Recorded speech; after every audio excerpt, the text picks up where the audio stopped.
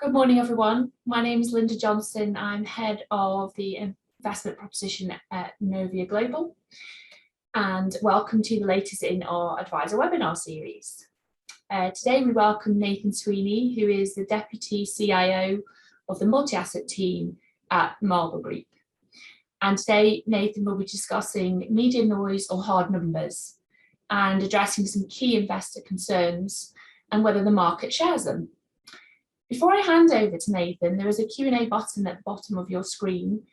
As the presentation goes through, if you do have any questions, please feel free to submit them through the Q&A button. I will collate them and we can address them with Nathan at the end of the presentation. So without further ado, I'd like to hand you over to Nathan for today's presentation. Thank you, Linda, and good morning, everybody, and thanks for dialing in today. So clearly, there's a lot happening in markets today. So I want to talk about some of the key investor concerns, and I want to assess whether the market shares those concerns or not. So as an example, if we think about some of the key concerns that we have today, we've got inflation, we've got recession, obviously we've got the collapse of Silicon Valley Bank. And so what I want to assess is, how does the market think about these key topics? And I want to ask the question specifically around the media noise that is linked to these topics. Should we be focusing on that? Or should we be focusing on the actual factual numbers? And what is the market focusing on?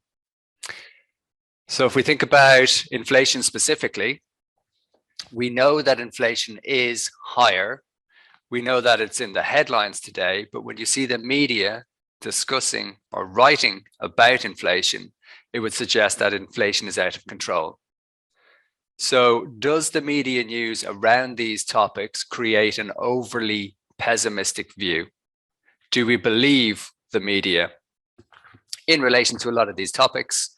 And as other examples would be interest rates, are they pushing borrowers to the brink? Are we headed for a severe recession? And does the collapse of this bank create a systemic risk? So what we'll do is we'll delve into each of these topics, and I'll assess this and try to separate out the difference between the media noise and the hard numbers to evidence where I believe we are today. So let's start with inflation. So the media would suggest that inflation is out of control, but I'm going to argue that the data shows you that inflation is actually falling despite these headlines. So I want to give you a bit of context, and to give you a bit of context around inflation, I do like to tell a story which some of you may have heard before, but it does help to showcase why inflation rose so substantially. And a lot of that was linked to supply chain disruption. So essentially, I tell the story about a ship called the Madrid Maersk. And I tell this story because ultimately it can really highlight the reason why supply chains were so important in driving inflation and why they are also important in helping inflation to fall. So that ship basically holds the world record for loading and unloading a cargo container. Ultimately, it took 3,000 people 56 hours to unload 6,500 containers. Now, it's quite a powerful statistic because it shows you that there's a lot of people involved in unloading a cargo container. But the more interesting piece for me was that 2,351 of those workers were truck drivers. So that really highlights the importance of truck drivers in supply chains. Now, the real problem came about during COVID when a lot of ports and supply chains shut down. So when they reopened, the people weren't in place to carry out these jobs or functions. As an example, a lot of truck drivers would have got jobs elsewhere during COVID. So if you were put out of work, you probably went and worked for Amazon, as an example. Now, what you've seen globally is that supply chains have started to normalize. So ultimately, that just means that companies have been able to hire people so that they can get products from A to B. So all those truck drivers that they didn't have available, they've now hired them into the workforce, in those ports, and container costs have come down dramatically, and that will feed through into the costs of product generally. So that's one reason why we believe that inflation will start to come down. Now, the second reason we think inflation will start to come down is around energy prices. So I think, there we go. Sorry, excuse me. There we go here. So it's around energy prices. So ultimately, the price of oil and gas rose substantially throughout the course of last year. And we all know the reason why. So ultimately, it was the invasion of Ukraine by Russia, which caused a big concern around gas prices and oil prices. The reason behind this is because a lot of gas pipelines actually flow through the Ukraine. So it provides a good link for gas supplies into Europe. And so there are big concerns about disruption to those pipelines. And you saw a dramatic increase in energy prices generally. Since that point, you've started to see energy prices come down. One of the driving factors behind that was, firstly, there was an expectation that Europe might run out of natural gas supplies, particularly over winter. Because obviously during winter, we consume more gas, and therefore the price of our energy bills were expected to go sky high. And this didn't really happen. One of the reasons it didn't happen, firstly, we had quite a mild winter. Secondly, a lot of countries put in stockpiles and storage for gas and got new supplies from different countries. So ultimately, the price has come down quite substantially. It's fallen about 80% since its high. Now, if this was one of the key drivers of inflation, it's also going to be one of the key reasons that inflation falls. So if we actually look on the next slide, you'll see the fact that the hard data is showing you exactly that. So from our perspective, do I want to focus on the media noise, which suggests inflation is out of control? Or do I want to look at the hard numbers, which are showing me that inflation is falling? So what I've got here on the chart is inflation for the US, which we can see peaked at 9.1% last year. And we actually had an inflation reading out yesterday in the US, and inflation came in at 6%. So that trend of falling inflation is persisting, and it's a nice trend to see that inflation is coming down. I've also put European inflation onto the chart because, again, I just want to highlight that in different regions, obviously, the pace of the falls will differ. There are different drivers, but the general direction for inflation globally, it's coming down, which is great news because this is one of the key reasons why markets sold off last year. Interestingly, European inflation is more impacted by energy prices, and it was slower to fall because there was a big concern around gas prices being a big component of our energy bills over the winter period. So it was slower to feed through into falling inflation, but we're seeing that happen now. So that's good news. So I hope this kind of addresses the key concern around inflation, and this evidences the fact that we can see inflation is falling, and that ultimately we should be less focused on the media around inflation. So recession, let's take a look at the second key concern that a lot of investors have today. So the expectation is that if you have inflation, you raise interest rates to try and bring down inflation. But ultimately, if you raise the cost of borrowing for people, think my mortgage, I will then be able to spend less because I'll have a higher mortgage bill. Therefore, that creates less growth in the economy because people are spending less. So ultimately, does that lead to a recession? And the point here is that everybody was expecting a big recession this year. And that's exactly why the markets sold off last year. Now, this is an interesting survey which is conducted by the Bank of America Merrill Lynch. And ultimately what they do is they survey different asset managers from around the globe. There's 695 asset managers that they survey every single month. And they ask those managers a series of questions. How much cash do you have in portfolios?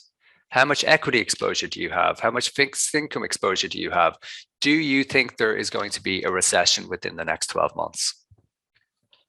What was striking from this survey, the results from this survey, was the amount of people that expected a recession this year. So everybody's expecting we're going to get a recession. If you raise interest rates, that equals a recession. But the reality is we're not in recession. And we actually don't see any signs of a recession at this point. So again, this also creates that dynamic between the media and what the media is saying and actually the hard numbers. So from our perspective, one way we want to look at how is the economy doing? What's the unemployment rate? So if we look at the unemployment rate, you can see that unemployment is extremely low. This is looking at the US, but you could look at the UK, you could look at Europe, you could look at most regions, and unemployment is extremely low. So the figures in the US are actually 3.6% as of the latest reading. But the key point here is that we're at, a extremely low level. And the point here is that if people are working, that means people are generating a wage. If people have money, then people are able to spend. And if people are spending, that's good for the economy. Now, the big problem, I suppose, for investors today, it's that conflicting news. Because what you're hearing at the moment is a lot of companies laying off staff. So it really does come into the media profile, particularly when they are high profile companies. And if we look here, we've got big tech names like Google, which is Alphabet, Google, Meta, which is Facebook, Amazon, Microsoft, Salesforce, Uber, Twitter, laying off their workforce. But what you have to remember is that over the last 2 years, or particularly during COVID, 3 years, you'll find that there was one big beneficiary of lockdown lifestyle, and that was tech companies, because we all had to move our life pretty much online. We all had to work from home, and therefore we relied heavily on these tech companies. As a result, these tech companies had to hire a huge amount of workers to cope with the new demand they had for all of their products. So if you think of this as a trend line of hiring within tech companies, back in 2020, you saw a big spike up because they had to hire a lot more people. Now what's happened is obviously the economy's reopened, and ultimately these companies are seeing less demand for their product because we're out working back in the office, which I'm in today. And ultimately that means that these companies have to right size their workforce. So they were naturally going to let people go anyway, but ultimately it's bad news when it's in the media. I'll give you an example. I talk about Facebook, and obviously they've laid off 11,000 people, but they hired 14,000 people last year. So ultimately, sometimes the media noise doesn't give you the full picture of what's happening. But the key point for us is that unemployment is low. And a real way of measuring how is the economy doing, let's look at growth figures. Because if we look at gross domestic product, or GDP, which is a measure of growth in the economy, it shows us that actually growth is okay. So a recession, the definition of a recession is 2 quarters of negative growth.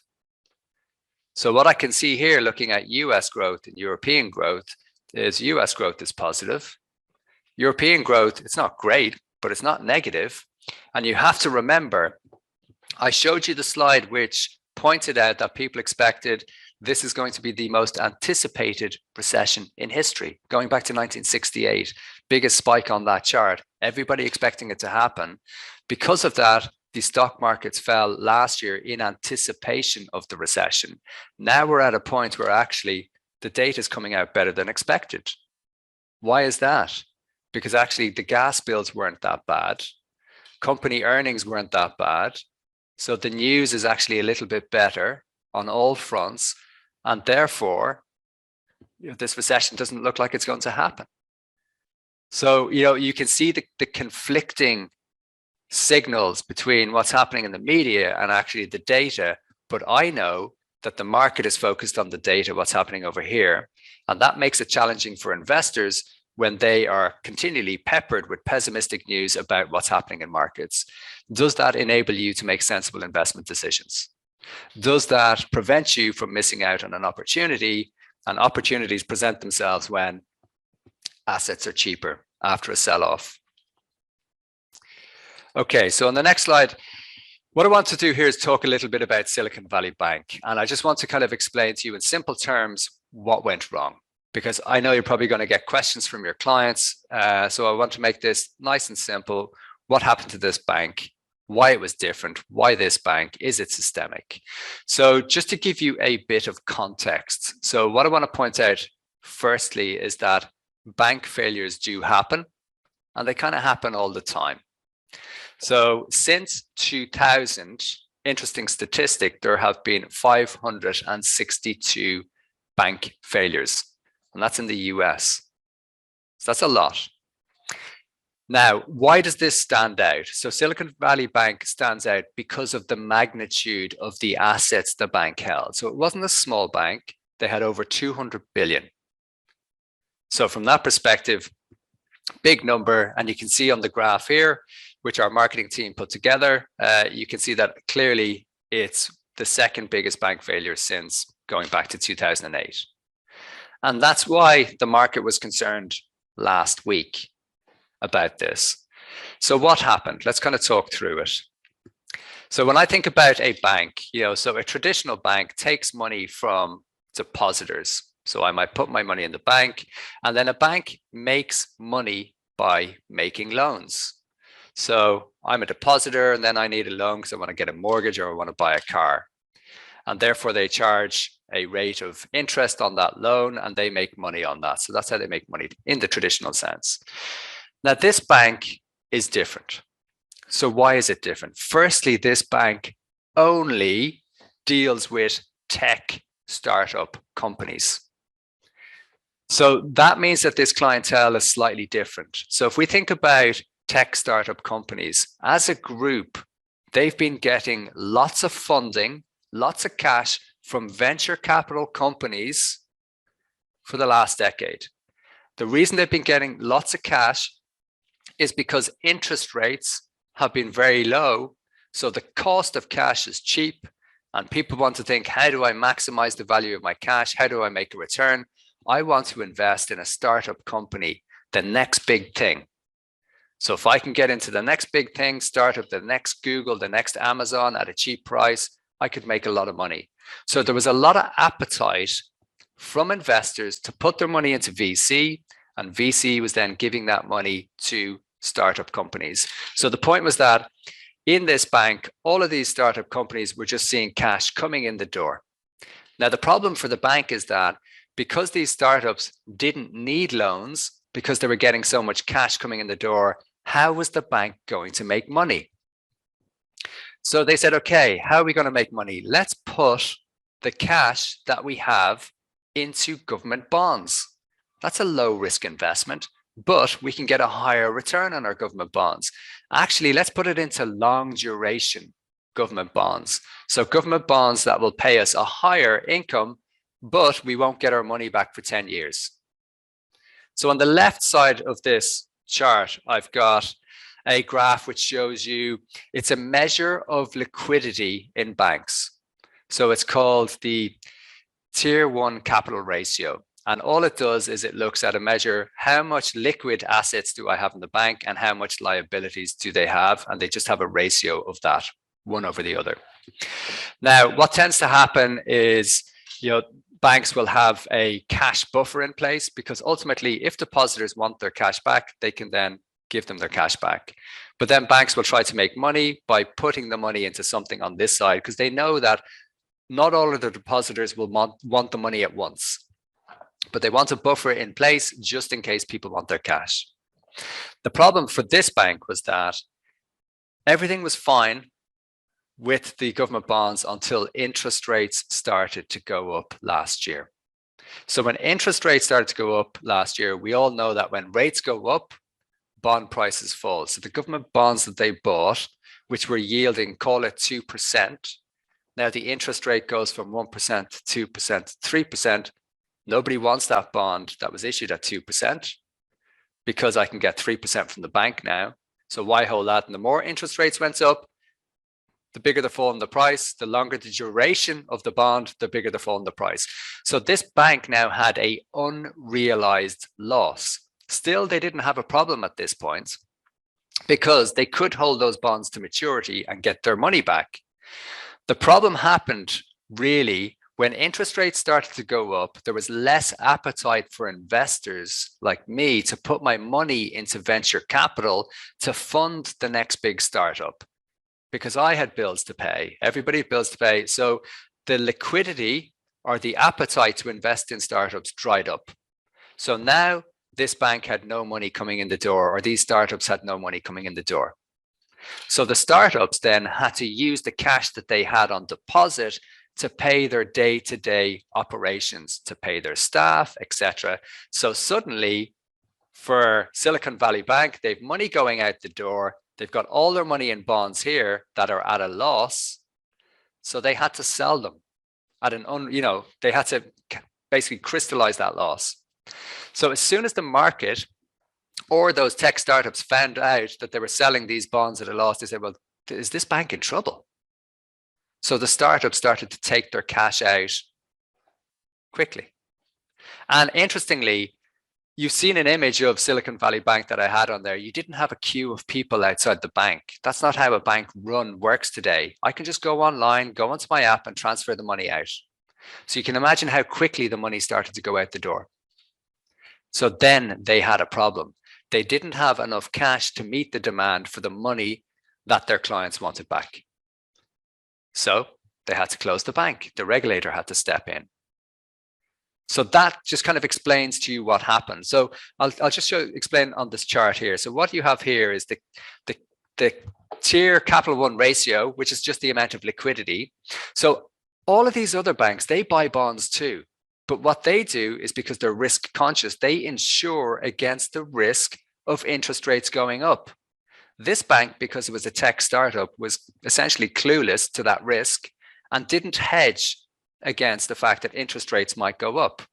So what you see here is, this is the blue line is the capital tier 1 ratio. And when you adjust those numbers for the unrealized loss that they made on their bonds, you could see they had nothing in the bank, whereas everybody else had, because they had insured against interest rates going up. That's where they went wrong. So probably very good at tech stuff and startup stuff, but understanding simple banking, they didn't, essentially. And then the other piece here is just showing you on the right-hand side, you have uninsured and insured. So basically, if you deposit your money into a bank in the US, you are insured up to the first 250,000. What this highlights to you is that most of the depositors in this bank were not your just day-to-day depositors. They were actually big companies with big wedges of cash. So that's why it unravels quite quickly, because when somebody takes out a big chunk, the word goes around Silicon Valley, there's something wrong with that bank. You can imagine how quickly the word spread around the tech world, and they started to pull the money out. So I hope that just gives you a bit of an explanation as to what happened, some insight that you can share with clients. But from our perspective, there is no systemic risk from this. And ultimately, the reason behind that is because you can see that the other banks are not in this position. They've insured against the loss of the assets that they've bought going wrong. So they have enough cash. But what the central bank did, or the Fed came out and said basically over the weekend, the US central bank, is that, okay, if you're a bank and you're in any trouble at all, give us your bonds. We'll buy them at the value you bought them for. So not taking into account any loss you've made, and we'll give you cash. So problem averted. Now, the challenge here, as I've kind of been putting forward throughout the whole presentation, is the media noise, what's actually happening in the market. So the interesting point for me was that the US stock market finished up on Monday, up yesterday, because the market understands what the Fed has done. They've basically come out and said, yeah, if you've got a problem, it's okay. We'll take whatever you have as collateral, we'll give you cash. So therefore, there is no problem. So they've fixed it in a very short period of time. But ultimately, you're going to be reading lots of trade press, and you're going to be reading lots of media headlines and on the news about the collapse of this for weeks to come. And the question is, does that prevent you from making rational investment decisions? So that's the key challenge I think that investors will face this year. The other thing which will come out of this, which is a positive, is it will actually cause these central banks to think for a second about, should we continue to raise interest rates? Because clearly it's having an impact on some segments of the market. So what this slide shows you, it shows you the probability of an interest rate rise. And it shows you the probability of that interest rate rise over periods of time. So I took this snapshot, 2 days ago. So it shows you what's the probability of an interest rate rise now, a day ago, a week ago, a month ago. And the current interest rate in the US is, call it 4.5% or 4.75%. The expectation that the central bank raises rates, and there's a meeting next week, by 25 basis points or 0.25%, has now increased dramatically. Whereas if you look, the probability of that a couple of days ago and a week ago was much higher, that the central bank would increase interest rates by 0.5%. So now the market is thinking, okay, well, things are starting to break a bit because central banks are raising interest rates. So the central bank is going to think hard about, should they continue to raise rates? So that's a silver lining, because ultimately it means that the magnitude of the rate rises is likely to slow. And each central bank will have a different approach. We've got the ECB, they're meeting actually tomorrow, and they're expected to raise interest rates by 0.5 percentage points. The Bank of England next meeting is likely to do nothing, no more rate rises. They want to see what's happening in markets. And the Fed is likely to do this, and that's probably the last rate rise, if at all, but we'll find out next week. So, there will be some positives as a result of this too. So it's important to highlight that. Okay, so let's talk a bit about the market reaction. So what's actually happening in markets? We all know that last year was an exceptional year in terms of performance, in that it was shocking for both equities and bonds. What this graph shows you is a 60-40 portfolio. So that's 60% equity, 40% bonds, and it shows you how they perform. Now, clearly what you can see from this is that the trend is generally positive. And when you get a negative year, particularly when it's a bad negative year, if it's 10% or more to the downside, it's followed by a positive year. That's looking at data going back to 1980. So that would suggest that when you get a big sell-off in markets, you get mean reversion, because ultimately, as I mentioned, we're constantly peppered with this pessimistic news, which causes markets to overreact, therefore creating the opportunity. What we're now faced with today is an improvement in the data. Everything is less bad. Inflation is high, yes, but it's coming down. So you can see that there was supposed to be this big recession. Actually, it doesn't look like it's going to happen. Silicon Valley Bank has collapsed. Is that going to create risk for the whole system? No, because the Fed has just stepped in. And that's ultimately what the market will focus on. Lastly, what I want to do was just give you two slides on kind of performance. And what I have here is I've got performance of the stock market in 2022 versus performance year to date, because I want to give you some context. Now, we know that last year was a year where we saw inflation moving swiftly to the upside. We then saw interest rates coming in quite high to tackle that inflation, and a reaction in markets, because if you have higher interest rates, it increases the funding costs for companies. Therefore, they should make less profits. Therefore, that's likely to lead to an economic contraction and a recession. So the share price of companies fell to reflect that happening at a future point. Now we are in a position where actually it doesn't look like that's happening.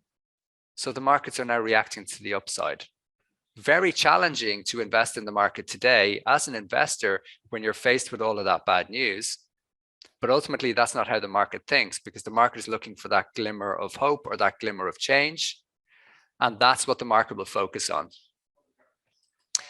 And the last slide that I was going to cover today, it just looks at the performance of bull and bear markets. So ultimately here, what you've got is a slide going back to 1950, and it shows you the performance of the stock market over that period, and it's taken the average performance in a bear market and the average performance in a bull market over that period. The interesting point here is that on average, the bear markets last for 13 months and give you a negative return of minus 34%, and the bull markets last for 4 years and give you a return of 167%. Now, I like to look at the NASDAQ as a barometer for global markets, and the NASDAQ sold off minus 33.05% to November 3rd last year. And markets started to fall in 2021, it was November. So pretty much on the average. Since that point, markets have been rallying. Now, there's been a lot of this, but that's part of investing. The challenge for investors is that ultimately we will still be peppered with bad news. And will that prevent you from investing now that inflation is falling? The recession doesn't look likely. There's no banking collapse coming through. And the markets will continue to just do their thing and move up over time. And a lot of investors will be hoping for the market to come back because, things have got to be bad. The market's got to fall because I've got, this big recession that's going to happen, this banking collapse that's going to happen, inflation's out of control. So for me, that's the big challenge for investors this year. It's separating out the noise, the media noise, from actually the hard data. So what I would say is literally try not to let that prevent you from making sensible investment decisions. So I hope this has just given you some insight into some of the key investor concerns, how the media thinks about them, and how the market thinks about them. So I will finish up there and open the floor up to questions. That's brilliant. Thank you so much, Nathan. As always, very, very interesting and an excellent presentation. Really appreciate it. There is still time to submit some questions through the Q&A button, and I'll read through them. We've got a couple of questions. I've got one just to sort of start us off, Nathan. How is the current conditions affecting your decisions from a portfolio level? Yeah, so from a portfolio perspective, I can bring it back a bit. So if we think about the beginning of last year, we were pro-risk in portfolios. But as soon as we got wind of the fact that inflation was an issue and central banks were going to raise rates, we started to de-risk portfolios. So that was reducing exposure to growth as a style, increasing exposure to income. So companies with an income bias. So think of, UK equity is a very good example, UK equity income, where you get a very good dividend. You've got very sensible companies that are really good at allocating capital. Whereas what you can see is tech sold off quite a lot last year because they're very bad at allocating capital. They're making so much money, they make bad decisions about what they spend that on. So lots of, creative projects which may never actually generate a profit. So ultimately, those segments of the market sold off dramatically last year. What we can see now is an improvement in the data. So what we've done is we've started to re-risk portfolios. I would say on balance, we're still defensively positioned, but we've been adding to areas like technology because they are so oversold, and they're likely to perform better now that inflation is coming down and interest rates are peaking. And you've seen that this year. It's been volatile, the market, but you've seen that actually tech has rallied substantially. So we're looking to capitalize on that. But what I would say is that, we're a very traditional multi-asset manager. There's nothing in our portfolios that is quirky. We don't understand it. So everything is quite simple and basic. We like to keep it that way because ultimately we know that that style of investing works over time. Okay, super, thanks. A couple of other questions. Now you have to get your crystal ball out, Nathan. Given investors' concerns, is it a good time to invest at this point in time where the markets are? Sure. Yeah, so I think a lot of people will know this. It's very difficult to time markets, so that there's no way to do it. So from my own personal perspective, I just put money in every month, and I try not to clearly as my job, I have to focus on markets, but I try not to focus on the media noise. So I keep that to a minimum, and I will focus on the hard numbers. So I'll read things like the Financial Times, Goldman Sachs research, etc.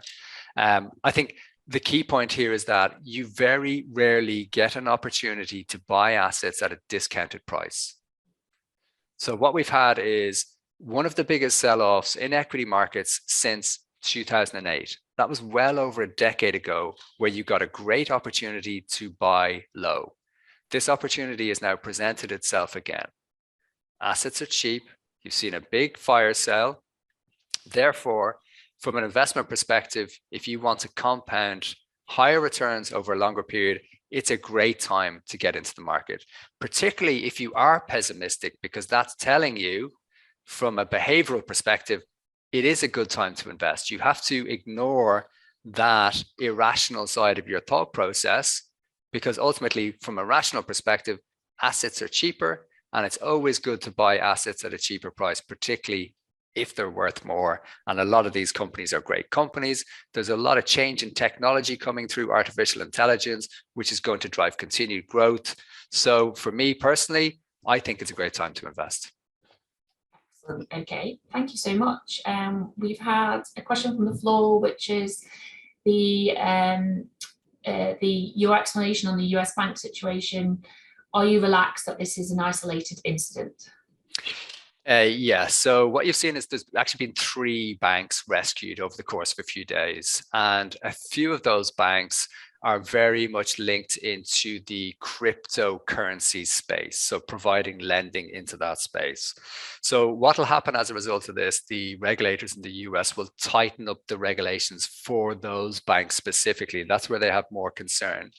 I'm less concerned because a lot of those banks and cryptocurrency generally is less linked into the financial system. So to me, it's not systemic. And as you can see from that slide, it was just showing you a lot of the key banks where depositors have their money are safe. You know, they're sensible. They have risk controls in place. They've hedged against the risk of losing money on the assets that they're buying. So I do think this is an isolated incident, and the market is telling you that too. So if you look at the stock market performance on Monday and Tuesday, it was up because it says, actually, this isn't a systemic problem. Thank you so much. Another question. You mentioned about the interest rates and the central bank, what they're going to do with them. What do you think they're going to do with the interest rates given today's environment? Yeah, so I think this is an important question, because clearly rising interest rates has been one of the reasons why markets have sold off. And I think for central banks generally, we're getting to the end of that interest rate rising cycle. It looks like the UK is going to really pause now to see the impact of all of those rate rises, because they will help to bring down inflation, but there's generally a lag, and the central bank knows that. And the central bank knows that energy prices have come down, supply chains are normalizing, and inflation is likely to come down quite rapidly when it starts to fall. And some of the forecasts for inflation for year end are actually quite low, surprisingly 2%. You know, so if we get to that, ask yourself the question, what does the stock market look like in an environment where inflation gets back to 2%, if that's the reason why markets were selling off in the first place? So I think Bank of England, no rate rise. The Fed is likely to finish up quite soon and likely to do less. So instead of 0.5%, 0.25%. The ECB has been behind everybody else. So they have a bit of catch up. But again, I think they're going to do their 0.5% this week, and then they're likely to caveat that. So they now, for the central banks, they now have a window to offer up a pause. So I think that is good news coming out of the back of this, essentially. So thank you so much. We're just closing time now, so I would like to just let everyone know that the slides will be emailed to everyone within 24 hours. Thank you everyone for sticking with us during the Zoom kick-out that we experienced. We appreciate it. The next webinar will be on the 19th of April with the Retirement Solution Services team, so feel free to look out for the invite and sign up for that. The Marlborough funds are available on the Novia Global platform. If you have any questions on the multi-asset funds, feel free to contact your Marlborough representative or our ISM at Novia, and we really appreciate your time and thank you very much. Look forward to seeing you on the next one. Thanks everyone. Thank you.